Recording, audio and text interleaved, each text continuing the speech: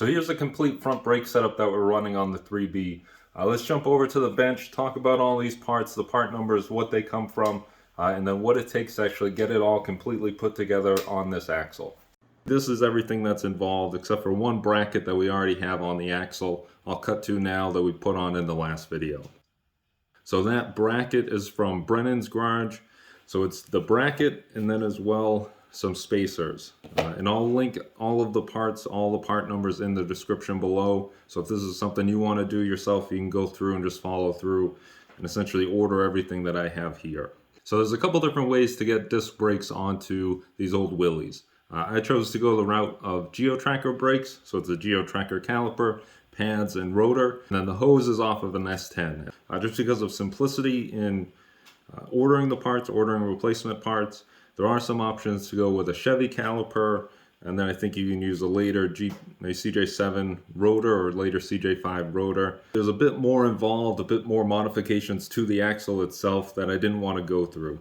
So along with the parts that we have for the axle itself, we also have a dual reservoir master cylinder, which is something we'll need for now having disc brakes in the front, and as well as a bracket for this master cylinder. Now, I found these in a box. I didn't even know we had them. So unfortunately, there was no paperwork, so I'm not sure what brand or what the part number is for these. And if these are even made, this master cylinder is even made for disc brakes, or if it's just a two-pot for drum brakes. So some research I'll have to do. And then looking online, even with the dual reservoir master cylinder, there's still maybe one piece that we need to put in line, some proportioning valve, something for the front calipers to keep a certain amount of pressure on those. So now that we've looked at all the parts, let's go through and install them and see how easy is it to convert from a drum brake to a disc brake. All right, so something just happened that I want to share with you. I was over here moving the knuckle trying to get everything lined up, and I realized there's a hard stop in the knuckle long before the lockout, long before it goes to stop. It's only just barely past straight. Initially, my heart sank thinking maybe a ball fell out of the Bendix joint. Something in the knuckle is now bound up that it's stopping here. So I quickly just went to take the plug out just to see. I mean, I know it's full of grease, so I'm probably not going to be able to see much.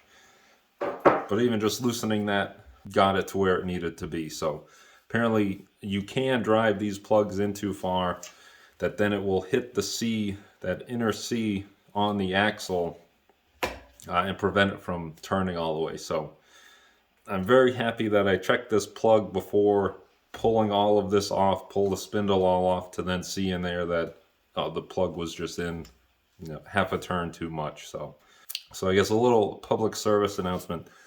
Don't drive these in too far, or if you take it out and you put it back in, check before you start driving down the road. It could cause an issue where it locks out on that. So disaster averted, at least for now. All right, so getting back to the disc brake conversion. So here is the bracket that we have from Brennan's garage. That obviously goes on right after the spindle goes on. So now if you're in the process of rebuilding your axle, you can easily just put that on right when you put the spindle on, before you put the hub and everything on. If you currently have the drum brakes on, you'll need to go through, take the hub, the wheel bearings, everything down to the spindle, and then take your old backing plate off, and then just replace it with this 1/4 inch bracket. Now I did go through and replace the standard or factory 7/8 bolts with 1 inch bolts, just to account for that extra thickness in this bracket and to make sure that there was plenty of engagement in the bolt with this bracket and the spindle to the knuckle. So with that bracket on, the hub, wheel bearings, everything all installed, we'll go through, put the rotor on. All right, so once the rotor's on, we can go through and install the caliper bracket along with the spacers that are provided in Brennan's garage kit. And once that on, we can just put in these little clips and go through and install the brake pads. Then we can install the caliper.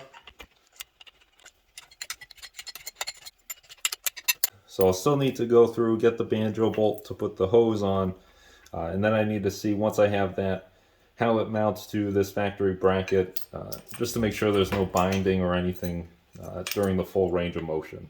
But that's essentially the full install. So I know this is going to be a short video, but it's really just because it's that simple to convert from drum brakes to disc brakes on this Jeep, at least using the GeoTracker parts.